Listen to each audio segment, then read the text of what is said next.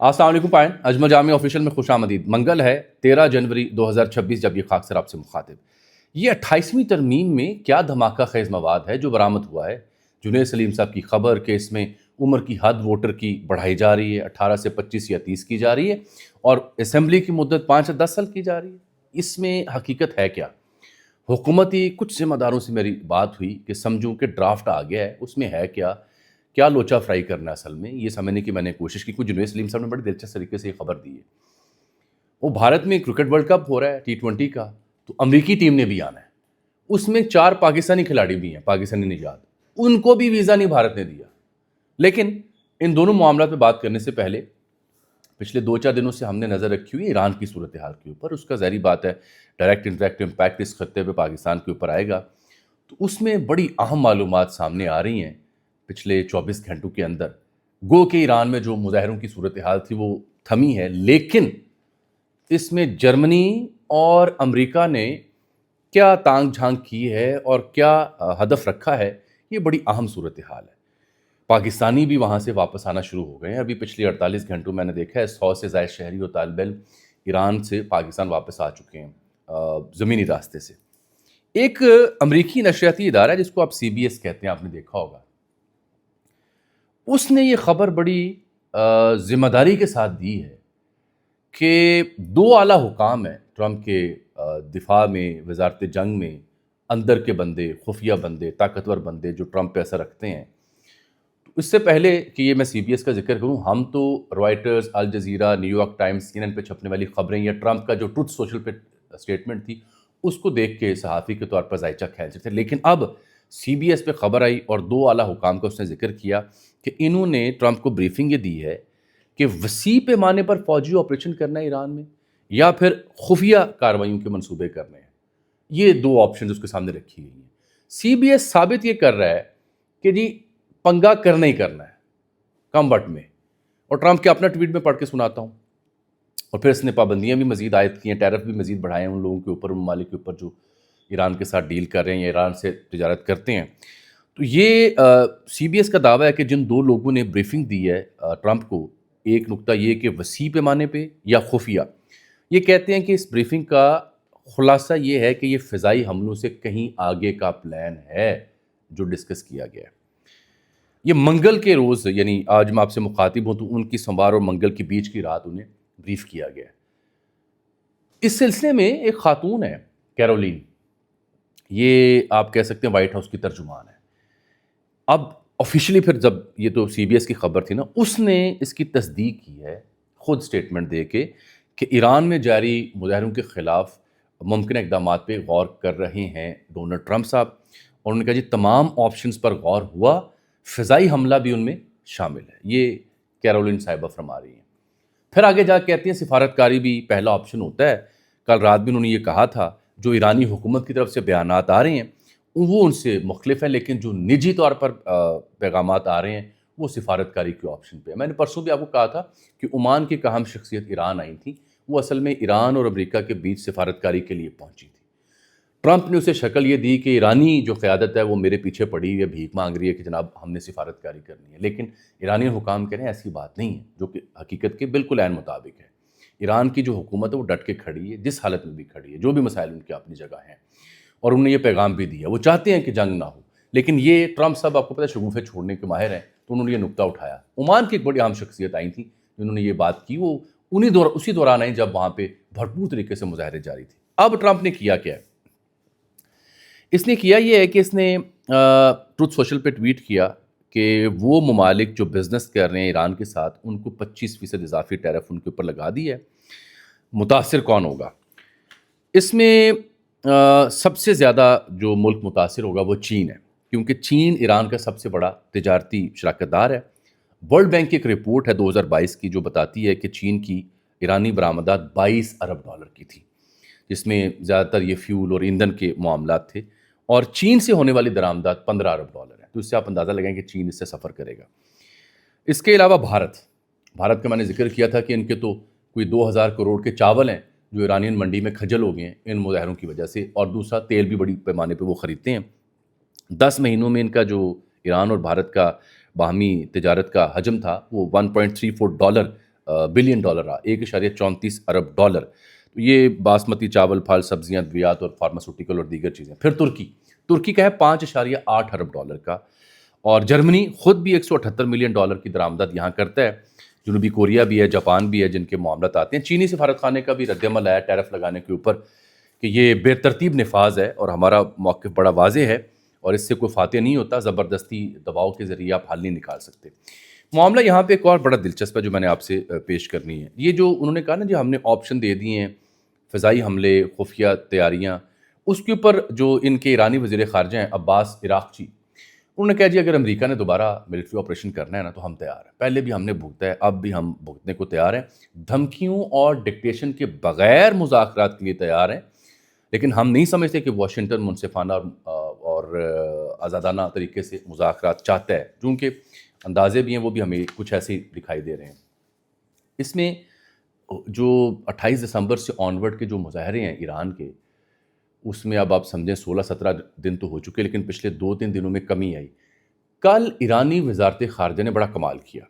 میں نے آپ کو پرسوں چوتھ ویلاگ میں خبر دی تھی کہ ایرانی ایک ہیکر ہے حنزلہ، جس نے 600 سے زائد جو موساد ریلیٹڈ ایجنٹس ہیں، جو ہرکارے تھے، جو خفیہ اداروں کے لیے اسرائیل اور امریکہ کے لیے کام کر رہے تھے ود ان ایران، ان کو ایکسپوز کیا، ان کا نیٹ ورک پکڑا تھا. کل ایرانی وزارت خارجہ نے کمال یہ کیا کہ انہوں نے غیر ملکی سفیر جو تہران میں موجود ہیں ان کو بلا کے انہوں نے فوٹیج سامنے رکھی اور دکھایا کہ کیسے غیر ملکی عناصر، کیسے اسلحہ اٹھائے لوگ فورسز پر حملہ آور ہوئے تھے. یعنی یہ ثابت کرنے کی کوشش کی کہ اسرائیل اور امریکہ کا ہاتھ کیا. اور بالخصوص اٹلی جیسے ممالک کے جو سفراء تھے ان کو فرنٹ رو پہ بٹھا کے دکھایا کہ جناب اس سے پہلے کہ آپ ایران کی مذمت کریں یا ایران کے اوپر تنقید کریں، پہلا ایک کرتوت دیکھو اسرائیل دی تھے، امریکہ دی.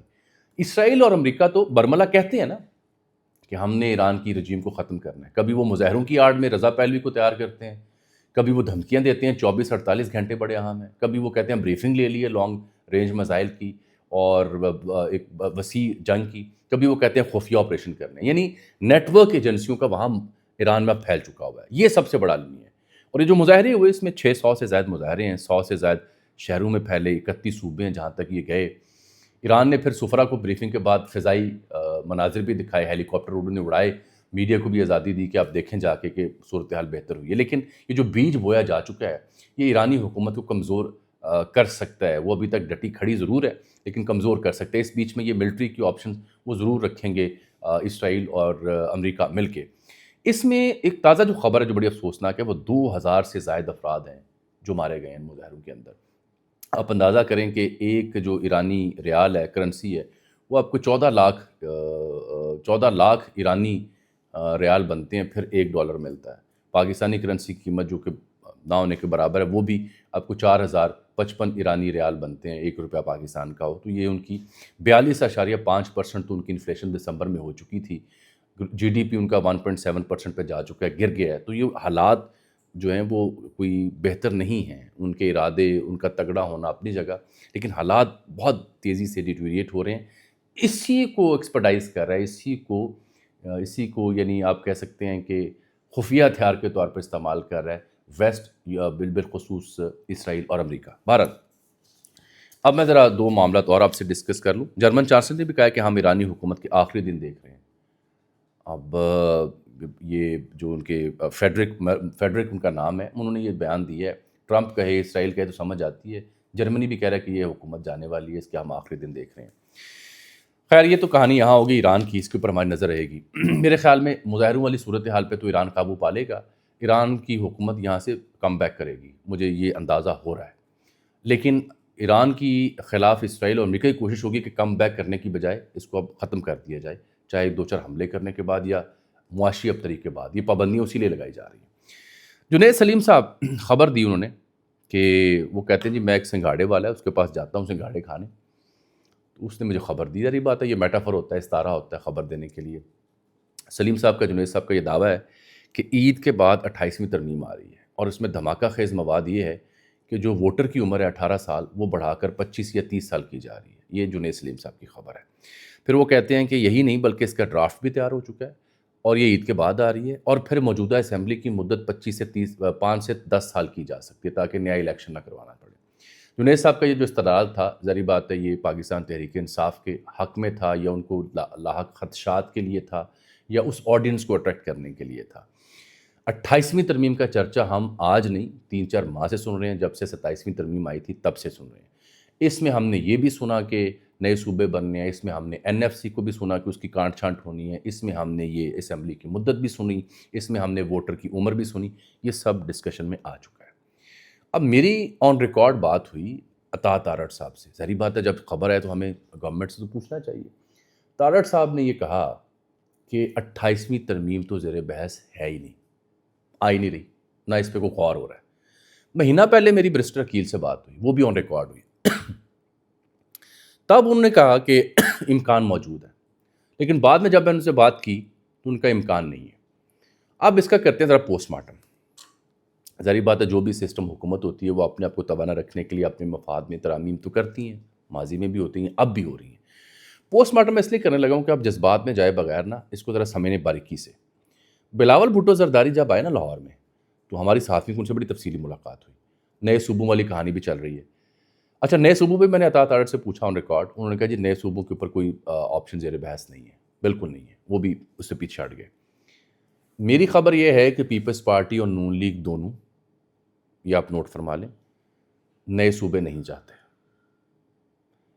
پیپلز پارٹی اور نون لیگ دونوں، ان کو قائل کیا جائے گا کہ نئے صوبوں کی بجائے آپ بلدیاتی نظام ایک مؤثر اور مربوط وہ متعارف کروائیں اگر نئے صوبے نہیں بنانے، اس سے جان بخشی ہو سکتی ہے۔ رہ گئی بات یہ اسمبلی کی مدت، اے کم اوکھا ہے، اے نہیں ہونا۔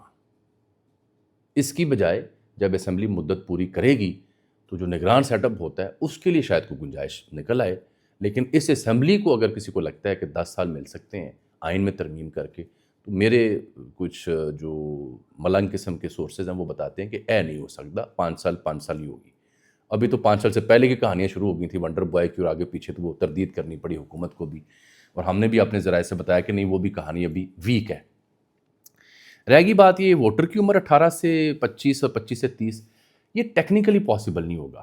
وجہ یہ ہے، اب اس کا جواب ٹیکنیکلی ڈھونڈیں، وجہ یہ ہے کہ پاکستان میں تو آلریڈی 60 سے 65% یوتھ بلج ہے، تو آپ یوتھ بلج کو ختم کر کے تو صرف بابیا کو ووٹ پانا ہے۔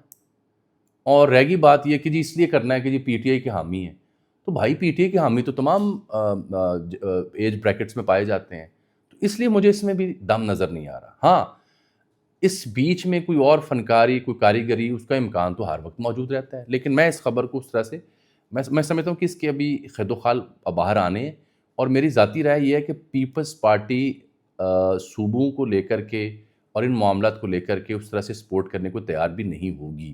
میکسیمم یہ NFC اور میکسیمم یہ بلدیاتی انتخابات اس تک محدود ہوگی۔ یہ والا جو ہے نا معاملہ چیپٹر، یہ چھیڑنا بڑا نقصان دہ، بہت بڑی یہ آگ میں کودنے کے مترادف ہوگا۔ خیر، بھارت میں ہو رہا ہے وہ کرکٹ ورلڈ کپ، بنگلہ دیش نے جو کیا بھارت کے ساتھ آپ کے سامنے ہے، لیکن جو امریکی ٹیم آ رہی ہے کھیلنے اس میں 4 پاکستانی نژاد ہیں، ان چاروں کو ویزا نہیں دیا بھارت نے۔ یہ صورتحال وہاں پہ ہو چکی ہے۔ ایک وہاں کے فاسٹ بالر ہیں علی خان، انہوں نے اعلان بھی کیا سوشل میڈیا پہ، ایک احسان عادل ہیں، ایک محمد محسن ہیں، تعلق پاکستان سے، وہاں سیٹل ہوئے، اب امریکی ٹیم کا حصہ ہیں۔ وہی امریکی ٹیم جس نے پاکستان کو شکست بھی دی تھی، بڑی امبیرسمنٹ ہوئی تھی ویسے، خدائی قسم بہت ہی شرمناک دن تھا وہ پاکستان جب امریکہ سے ہارا تھا، وہ جب ویسٹ انڈیز میں اور امریکہ میں ورلڈ کپ ہوا تھا T20۔ تو اب پاکستان، امریکہ، بھارت، نمیبیا، ہالینڈ، یہ 5 ٹیموں کا گروپ ہے، اور 7 فروری کو امریکہ کا پہلا میچ ہے بھارت کے خلاف۔ گروپ سٹیج میں امریکہ کے 4 میں سے 3 میچز بھارت میں، ممبئی اور چنئی میں۔ تو اب انہوں نے وہ 4 جو کرکٹر ہیں جو پاکستانی نژاد ہیں ان کو ویزا دینے سے کر دیا ہے انکار۔ یہ ہے بھارت کی کرتوت، میں نے کہا یہ بھی آپ کے سامنے ضرور رکھی جائے۔ میں نے پھر اجازت دے ہوں، اللہ حافظ۔